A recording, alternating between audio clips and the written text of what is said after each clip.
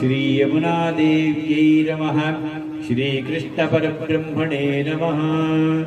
मंत्रपुष्पांजलिं समर्पयामि।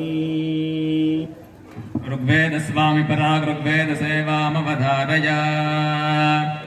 ओम रात्रे व्यख्यदायते पुरुत्रा देव्या अक्षभिः विश्वा अधिश्रयोधिता पूर्वप्रा अमर्त्यानिवतो देव्यो उद्वताः ज्योतिषा बाधते तमाः निरस्वसारमस्कृतोषसं देव्या आयते अपेदुहासते तमाः सा नो अद्य यस्या वयं नितेयामन्